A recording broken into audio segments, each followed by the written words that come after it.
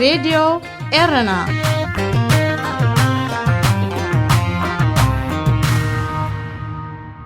عزو السلام تنا تقبلوا أبستفل عليه كرنعة عالم كوينكم نمدبات راديو إيرنا التكتاتلو زخبركم سمعتنا نايلوم عربي سلسة الري كل تشحن إسران فنوى راديو إيرنا كموترو بزينا يجمر فلما أرستاتو منيستر قديات وطاق تشاينا إيرترانا بتركبن حموش هاجرات أفريقيا كبتحيو دارفور بستول قبيلة وقجت بوحدو 24 سبات تقتلهم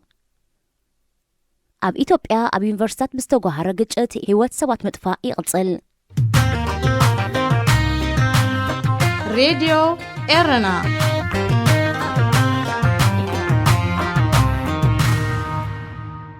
ዕለታዊ ዜና ሚኒስተር ጉዳያት ወጻኢ ዋንጊ ዝመርሖ ላዕለዋይ ልኡኽ መንግስቲ ቻይና ኤርትራና ብትርከብን ሓሙሽተ ሃገራት ኣፍሪቃ ወግዓዊ ናይ ስራሕ ምብጻሕ ከካይድዮ ልኡኽ መንግስቲ ቻይና ካብ 7-13 ጥሪ ዑደት ከካይደለን ሰሪዑ ዘሎ ሓሙሽተ ሃገራት ኣፍሪቃ ግብፂ፣ ጅቡቲ፣ ኤርትራ፣ ቡሩንድን ዚምባብዌን ሚኒስተር ዋንግ ኣብዘን ሃገራት ኣብ ዘካይዶ ምብጻሕ ኣብ ልምዓታውን ካልእን ናይ ምትሕጋዝ መድባት ብምትኳር ምስ ዝተፈላለዩ ሰበስልጣን ክዘራርብ ምዃኑ ኣፈኛ ሚኒስትር ጉዳያት ወጻኢ ቻይና ገንግ ሹዋንግ ኣብ ዘካይዶ ጋዜጣዊ መግለጺ ኣፍሊጦ እቲ ኣፈኛ ብተወሳኺ ሃገሩ ካብ 1991 ሒዛ ኣብ ነፍሲ ወከፍ ሓድሽ ዓመት ተመሳሳሊ ዑደት ናብ ሃገራት ኣፍሪቃ ከም ትሰርዕ ብምስኻር እዚ ድማ ምስ ኣፍሪቃ ክህልዋ ትደሊ ጥቡቕ ምትእስሳር ዘጉልሖ ክብል ጠቒሱ ላዕለዋይ ልኡኽ ቻይና ናብ ሃገራት ኣፍሪቃ ዑደት ንምክያድ መደብ ሰሪዑ ዘሎ መበል 20 ዓመት ብምስራት ምትሕጋዝ ቻይናን ኣፍሪቃን ኣብ ዝጽንበለሉ ዘሎ ኣጋጣሚ እዩ ቻይና ኤርትራ ብትርከበን ሓያሎ ሃገራት ኣፍሪቃ ኣብ ዕደናን ህንፃን ዘተኮረ ናይ ቢልዮናት ዶላር ፕሮጀክታት ሰሪዓ ከም ዘላ ይፍለጥ እንተኾነ ሃገር ተካይዶ ዘላ መደባት ንኣፍሪቃ ናብ ከቢድ ዕዳል ሸመም ምዃኑ ዝወቕሱ ወገናት ኣለዉ ኣብ ኢትዮጵያን ጅቡትን ተካይዶ ዘላ ምህናፅ መንገዲ ባቡርን ምስራሕ ጽርግያታትን ዝርከቦ ፕሮጀክታት ንኣብነት ነዘን ሃገራት ናይ 4 ቢልዮን ዶላር ዕዳ ኣሸኪማተን ከም ዘላዩ ዝግለጽ ኣብ ሱዳን ዞባ ዳርፉር ኣብ መንጎ ናይ ዓረብ መቦቆል ዘለዎምን ጸለምትን ቀቢላታት ብዝተጓሃረ ግጭት ብውሕዱ 24 ሰባት ከም ዝተቐትሉ ማዕከናት ዜና ኣቃሊሐን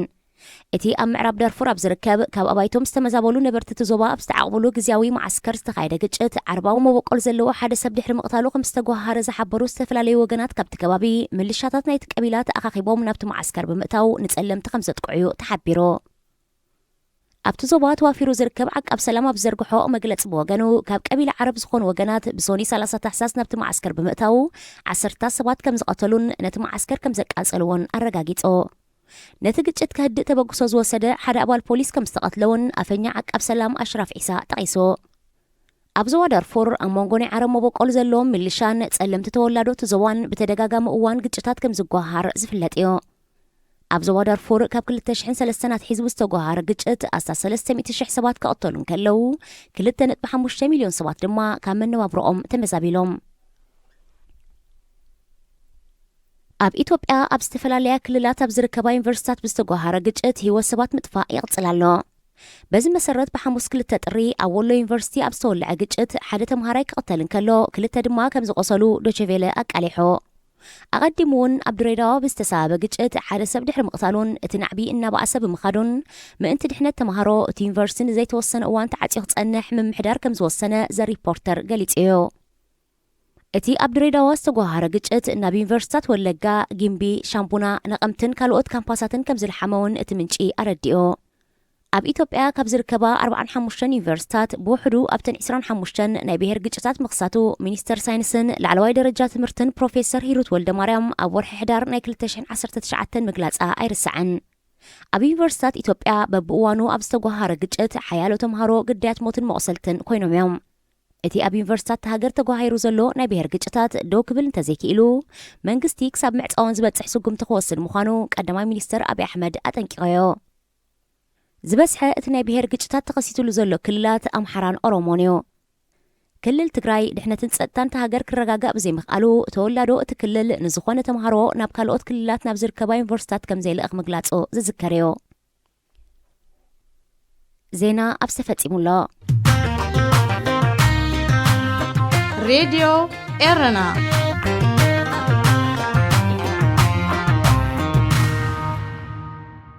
ዳግማይ ሰላምተና ተቀበሉ ዝኸበርኩም ሰማዕትና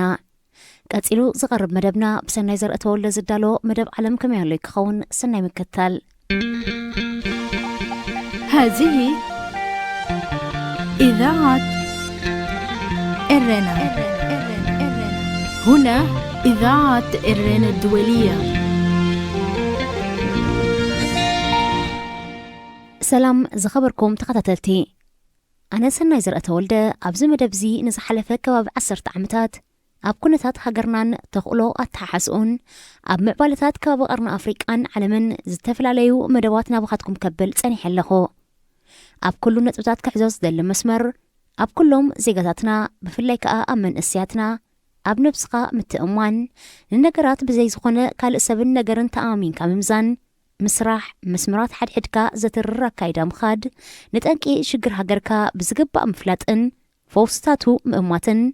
نخوا بيخا مس هاجركا تأساسيركا كتريق خلخا انتاي ترجمات كترخبلو كمتقل كتفلت مقدال نعلمن تاريخان كموكسي أمتاتن حلفون متأن مرأيو ازي أتححزا بحجون ناقي بلاك قصليو اتزحلفة 10 عمتات حليفو الله ناتو مغصبات كسارتات معرفاتك حديقيو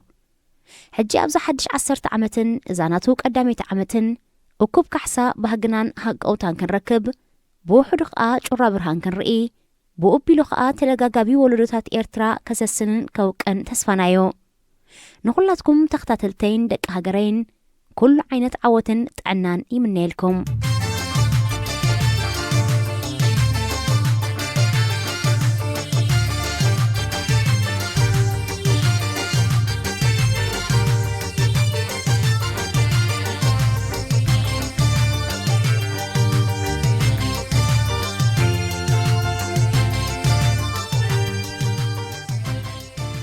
أب مفارق لتشحن 10 شومونتن استجمر سمع سلام إرتران إثيوبيان نحد عمتن منفقن سندلدل كبل نخبرتات حزبنان هاجرنان كهرم دحر بصنحو أبز زحلفة كنياتون بزح كابتت صنحة زي تفلي أب ترجم ألبو قالات تسميدو ناير أيولين نقلتي حزبتات زيربح بوليتيكاو تواصلوا تقتلوا تعذبني لنا أبز نتبزي نتين إرتراز من رحزلو منقستي كنولون دل نتبتات نتلو بدامن بحقن واننتنا زخونه مريتنا بزي ترخيبو زلو سلام جيرو خأكب أمونغو كلتي حزبتات ترجم زلو ناي سراحن معبالة نبر زي أراقص سقط لنا زلو ترجم ألبو نابدكسن مبلشو حساباتن زوصد من قدتات تقليلو كوكو حافيو دحرزيز متسنقر كأ بحجي إرترا نسبت بك هاجر كتكون كتكالس زيقاتات منفاس دحردقيم تواغتبل دروفا حيلون زلو زيق آخد صوع كتحاق وف كتحبحبن كتسسنني وسكبقا حجون إذ تقاوعيت زي إذ نخركب على حزبنا بسدت دقي ومأسرت دق زربحو زخوني يخون نقر يبولون سلازق نابت زربحو زت أسرو دق أزو فتحلو زت سدو زملسلو أنفت قز كامت أمات لومي كاب زخون أوان العلي أوانيو زخبركم تختتلتي نزا حساب زي أبزغت سيلنا نقربوت حستو زغت سيل تمسا على حساب كلويو فلما جن بحقتات أمريكا كنجمر أمريكا وترو أبقع زيا أمن قصقاس أو وحزي إذا هاجر زيا حانت من قصت خميو كما يخاك خون زلوز ولحتات ملزق تركب تقادل نايفتنا مدبرع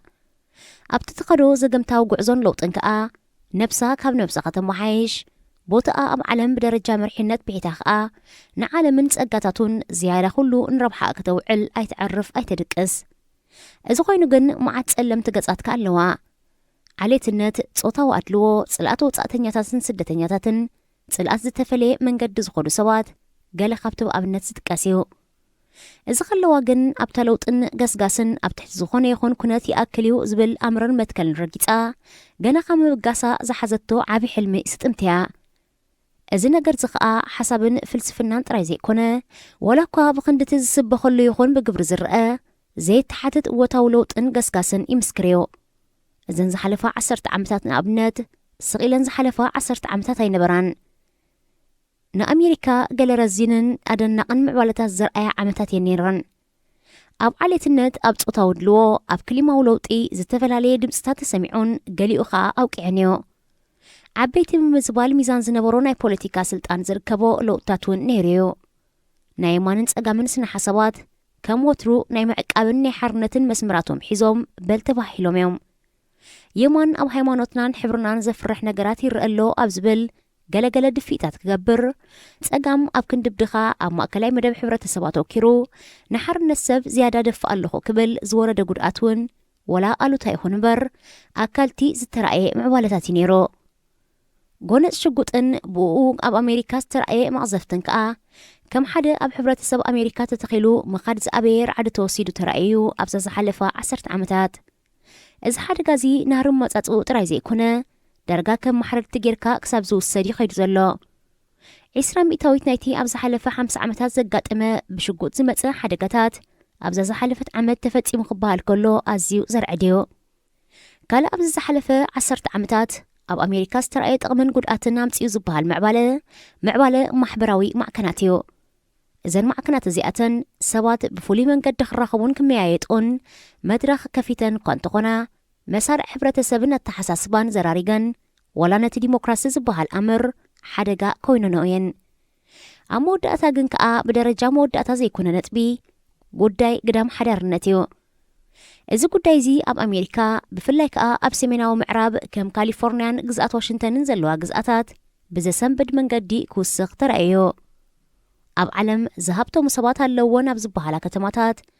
ኣብ ዓለም ዝደኸዩ እሞ ከዓ ዜጋታትን ኩሉ ዓቕምታት ዘለዎም ሰባት ጉዱዓት ኮይኖም ምርኣይ ልሙድ ኮይኑ ይርከብ እሞ ኸደኣ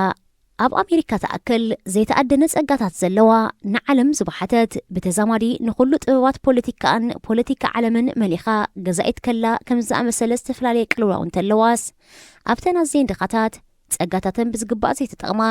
ንዜጋታትን ክንዲ ዝእብዳ ዘውክያን ዘንፍፃን ብመላኺ መንግስቲ ዝመሓደራ ከም ሃገርና ዝኣመሰላ ሃገራትሲ ኣብ ዝሓለፈ 10 ዓመታት ከመይ ነይረን ኢልካ ንስለ ሕቶ ክሕተት ይኽእል ይኸውን እምበር ተዘርዚሩ ዘይውዳእ ጉድኣትን ኣድራዕኒው መሊእወን ዘሎ ኣብዚ ዓዳስ ዓመት ኩሉ እንተተሰኣነ ሕልናን ቁኑዕ መንፈስን ተፈቲሹ መንግስቲ ኤርትራ ናብ ቁኑዕ ኣመራርሓ ናብ ዕርቅን ምሕረት ምግባርን እዚ የብለይን እንተኢሉ ከዓ ንጹርነት ብዘለዎ ሓላፍነታዊ መንገዲ ጉዳያት ነፍሲ ወከፍ ኣብ ቀዩድን ምስዋርን ዘሎ ኩሉ ደረጃታት ዘለዎ ዜጋ ኤርትራ ፍትሒ ክረክብ ትብዓት ከርእለዎ እዚ እንተዘይኮይኑ ኩሉ ነገር ብብተራ ስለ ዝኾነ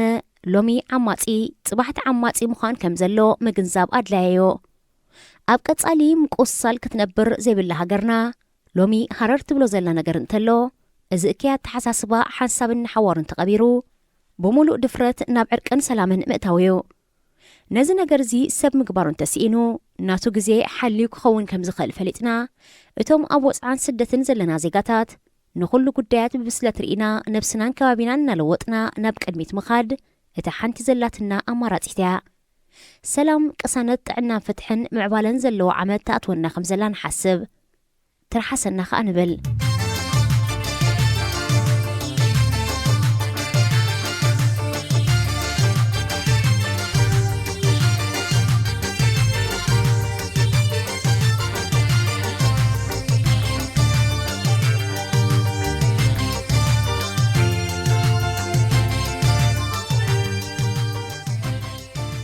ኣብዚ ቅንያት እዚ ኣብ ህንዲ ናብ ምካስ ሰብኣዊ መሰል ገጹ ከም ዝኸደ ጌርካ ዝተረኣየ ምዕባለታት ቀንዮ ህንዲ ኣብ ዓለም እታ ዝዓበየት ዲሞክራስያ ኣሜሪካውን ብወካሊ ዲሞክራሲ ኣብ ዓለም ከምኡ ወሳኒ ቦታ ኣለዋ እዘን ክልተ ሃገራት እዚኣተን ንሓድሕደን ድዩ ንዓለም ብደረጃ እወታ ድዩ ኣሉታ ኣዝየን ተጸላለውትን ጸለውትን ሃገራት እየን ክልቲኣተን ሃገራት ኣብ ቅዋማተን ህዝቢ ዝብል ቃልየን ዝቐድማ ዘይጎነፃዊ ቃልስውን ፈለማ ኣብ ህንዲ ብመንገዲ ጋንዲ ድሓር ኣብ ኣሜሪካ ብመንገዲ ማርቲን ሉተር ኪንግ ንእሽቶይ ኣቢሉ ተንጸባሪቑ ብምዃኑ ኣብ ሕመረት ኣብ መሰራርተአንን ጉዕዞኦንን ከም ሃገራት ምምሳላት ኣለወን እንተኾነ ሎሚ ኣሜሪካ ኣብ ልዕሊ ህንድን ህንዲ ትኸዶ ዘላ ፖለቲካዊ ጉዕዞን ብኸፊላዊ ኣጠማምታት ገዚዓ ሓደ ናድማዕን ድምፂ ኣይትገብርናላ ኣብ ልዕሊ ህንዲ ኣብ ምልእቲ ህንዲ ኣብ ልዕሊ ብቁፅሪ ውሕዳት ዝኾኑ ወገናት ዝካየድ ዝተፈላለየ መጥቃዕቲ ረዳእ እዝኒ ረኸበን ሎሚ መንግስቲ ህንዲ ኣብ ጉዳያት ሃገር ዘለዎ ኢዳግጂፉ ሓንሳብ ክውፅዕ ሓንሳብ ቴክኖሎጂካዊ ጸጋታት ክተዓናቐፍ ሓንሳብ ከም ጥዕና ዝኣመሰለ ማሕበራዊ ኣገልግሎታት ከጉድልን ኣድልዎ ክገብርን ይርአ ኣሎ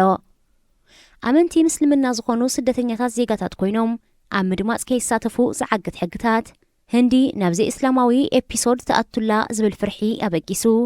ዓብ ተቃውሞታት ህዝቢ ተላዒሉ عنو كنتات كأ فتيرلو أبتهجر أمريكا كم مرحيت زعلم أبحثو مسألة ودسب كتطابق حلفنا اللوا كالوت هجرات ديمقراسي كخونا عن قرار تبل هجر أمريكا درو ديمقراسي تراي زي كونتس زعبي ديمقراسي زعلم زخونة تندي كابز أنحات توقتو تسكلا السقم بالدقاء انتاي فايدو كل ما تكلات ديمقراسي زبهال نتس أنا بحث معكنن من رجعان مخبار مسل سبن كيفع كلو تميل كم عزاب مستي أبقى الكوابيتات يخون تبهيلو زربش دمتسات كنت أتسأل كلو بجكا قبزنا أمريكا قال انتاي كرئي خقل زخبركم تقتلتي مدب عالم كميالو دقيمة عمة خلت تشعن إسران عمة سلامن تعنان عوتن تكون النابل بروح كنيات حدش عمد هذه إذاعة إرنا. هنا إذاعة إرنا الدولية. زخبركم تقتلتنا نزس عزي تداليز نبرة حفش شو مدبات راديو إيرانا أبستفتي ملا